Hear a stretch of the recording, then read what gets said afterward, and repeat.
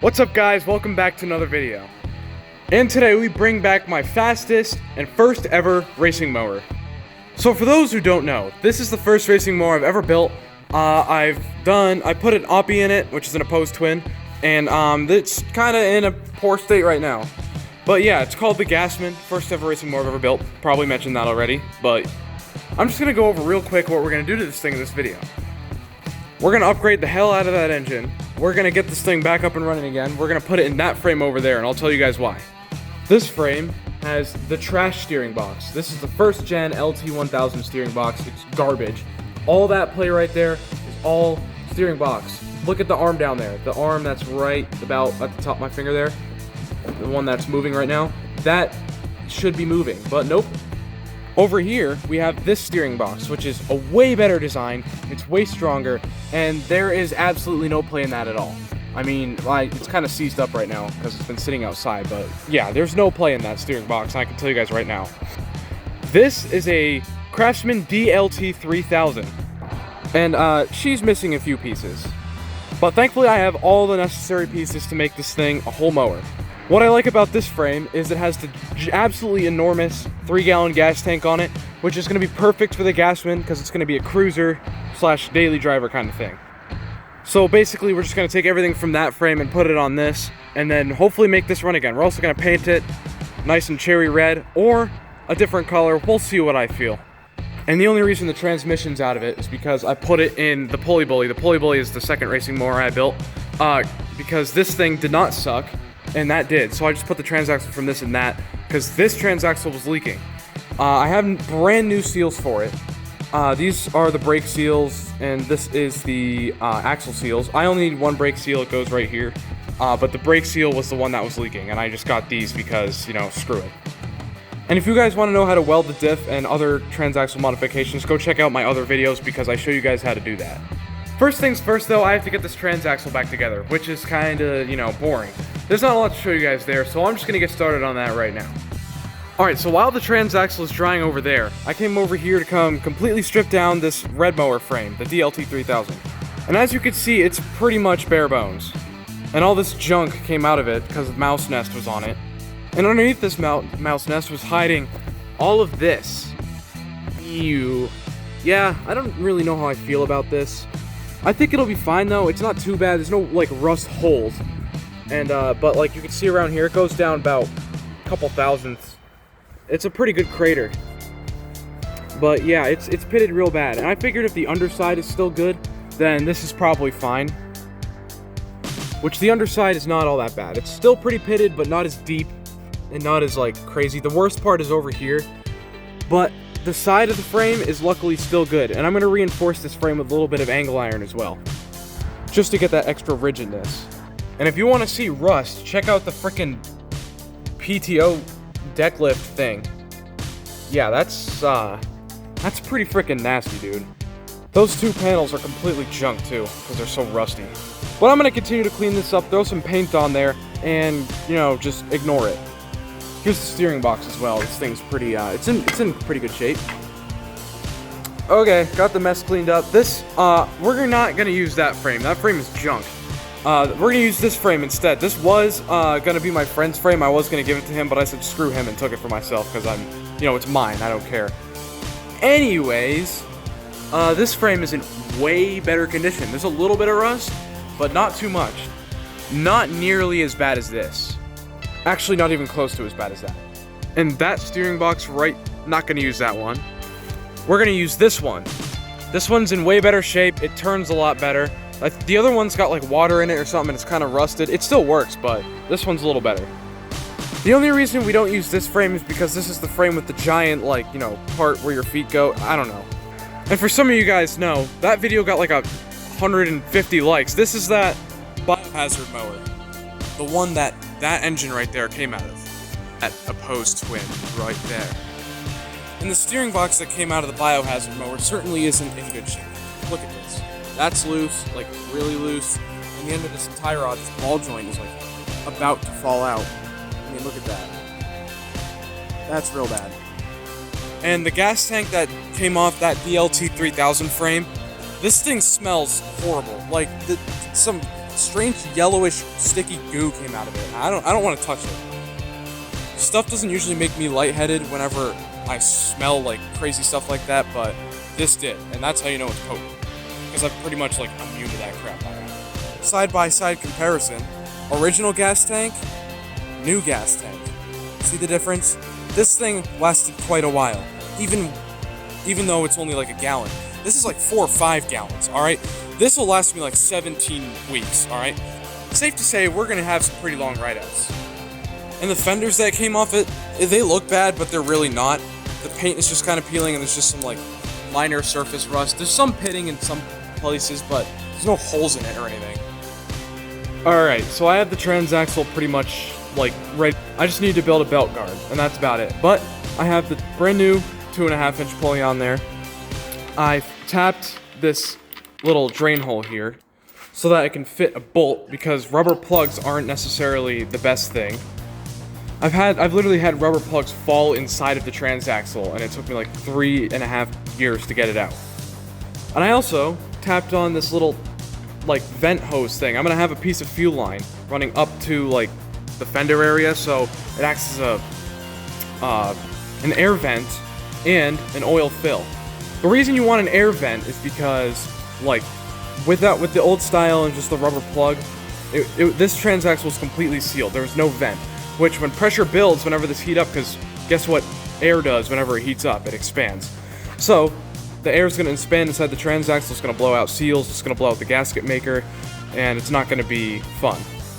So we put this little thing on there, and yeah, I know it's crooked as hell. It's literally the Leaning Tower of Pisa, but you know, I don't need to take that out, so I'm just gonna put some JB weld around it and call it good.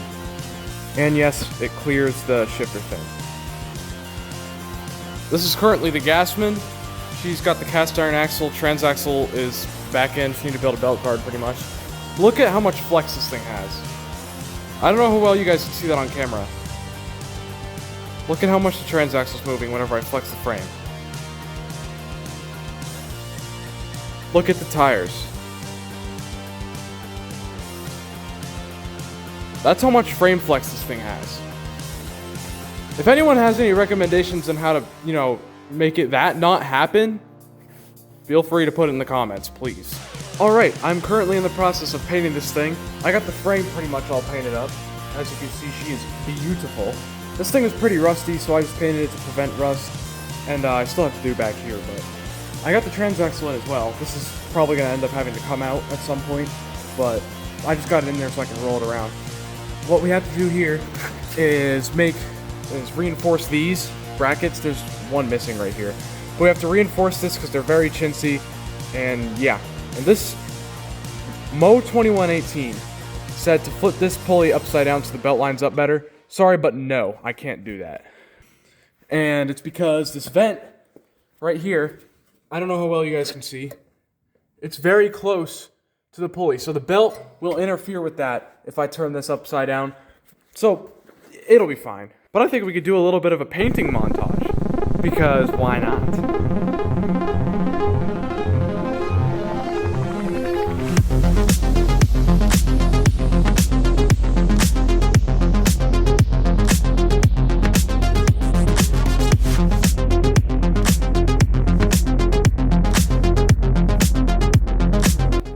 So I got this thing all painted up and assembled. It looks beautiful. The lighting is pretty bad, and this flashlight kind of makes it look yellow, but it's beautiful. Can't wait to see it in the sunlight. It's kind of dark out.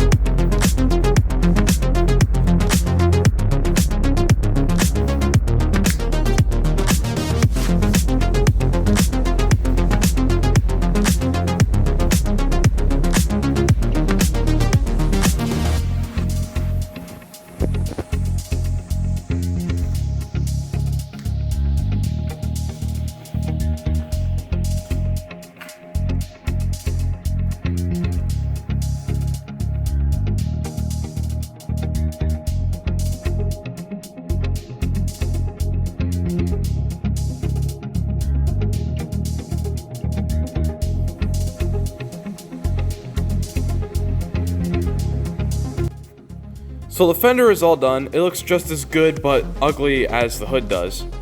As you can see, we got these weird like lines here and like just a bunch of paint runs everywhere. But from a distance, it looks amazing. So that's all that matters. Now it's time for a little bit of fabrication. We need to reinforce the transaxle mounts and build a belt guard, which hopefully shouldn't be that hard.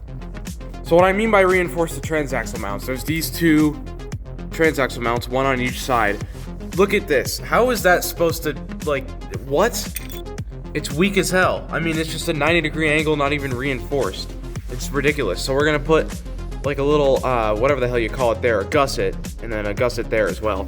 And then for these, we're also gonna put a gusset from here to here. I'm gonna weld these to the frame as well to get a little bit more strength out of it, because I mean, I'm never gonna need to take those off. And same thing on this side and then that side as well. And then we're gonna build a belt guard here. This is the pulley bully. This is another one of my racing mowers. You can see we've got a belt guard in here, just like this. And then after that, we'll work on the steering. So I have this tie rod here with Heim bearings on the end, but this is a very thin, this is like 3/16 stock or something. It's small, it's real small. And it's weak too, because it's already been bent. And it's just small and it's weak. So I bought some Heim bearings to fit over this 7/16 rod instead. And you can see that this rod here is not very stable. So that's why we're gonna put Heim bearings on it. And then for this tie rod, I found that Kawasaki Bayou ball joints are, if I were to drill a hole in the end of this, I could just thread it and then put Kawasaki Bayou ball joints in it. But I don't feel like drilling it out, plus this tie rod is, it's pretty, the ball joints on it are pretty alright. So we're just gonna run with it for now. And then for in here, you can see all this. There's usually a plastic bushing that goes on here like that. But plastic sucks, so screw that thing. I ordered up some 5/8 bearings that we're gonna put on here. We're gonna make a little like bearing sort of thing, sort of like a Mr. Dion did on his death machine. Yep, that's the glory of racing mowers. Even when they're this clean, they're covered in grease, dude.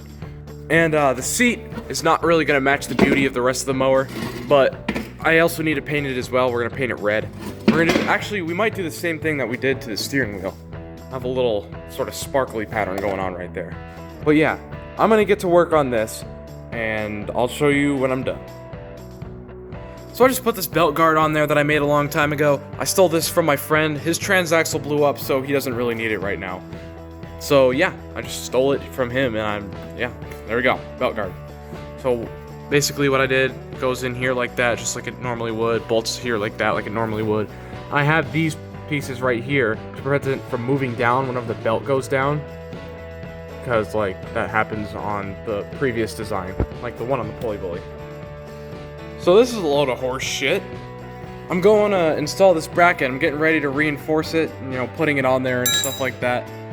And then the bolt snaps off to tighten it. While I'm tightening it, I put like 2 inch-pounds of torque on it and it snaps.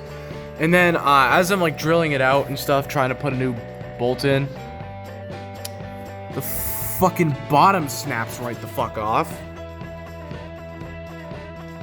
Yeah. This is stupid. So, this hole here is typically where the belt guard goes. It like kind of sticks into that hole and just stays there. I tapped it, as you can see. I'm gonna put a bracket that goes from this hole to the frame right here. And I'm also gonna have the belt guard like act as sort of a washer thing that goes right here, so that you know the belt guard still works. And then that will be our support for that side. And over here, this one's still fine. And I'm also gonna do there's these holes here for the brake caliper. One there, one there. I'm gonna make some brackets that go from here to the frame for extra reinforcement. And also do the same thing as I explained right here as over here. That way this thing will not move. And eventually, maybe even like at some point in this video or next video, who knows, I'll build like sort of like a cross frame here so that there's not as much flex on the transaxle. Because you guys saw the frame flex on this thing. It's bad. Alright, so I kind of changed my mind on what I'm going to do to the Gasman. It's been a little while of staring at this thing, and I figured, what the heck, this project's already taken long enough. Might as well make it take longer. Sorry about that. But here it is, in all its beauty. What I decided to do, I'm gonna widen it on both ends, make it longer, and yeah, basically reinforce the frame, reinforce the steering a little more, and that's what I'm gonna do. I have another transaxle I'm gonna use because I have to flip this pulley upside down, and the belt's gonna hit this vent right here. It's literally right where the belt's gonna be, so I'm just gonna give this transaxle to my friend, because I mean it's still a good transaxle. This is kind of my plan to fit a straight axle. I built this in shop class. This is basically like just 4 1/4-inch plates that I've made to fit in here, punched a 3/4 hole in the middle, and then I need to make these square to fit a keyway. And then I'm gonna weld these together, put a keyway in here, probably weld this to the shaft, and then get a couple split collars. It should work just fine. I don't really remember where I left off with this, so if things seem kind of out of order, don't mind me. But that is going to do it for part 1. See you guys in part 2 whenever I hopefully have all the materials for this thing and we can start digging into it. As always, thank you guys for watching this episode of Ramshackle Shop. Peace.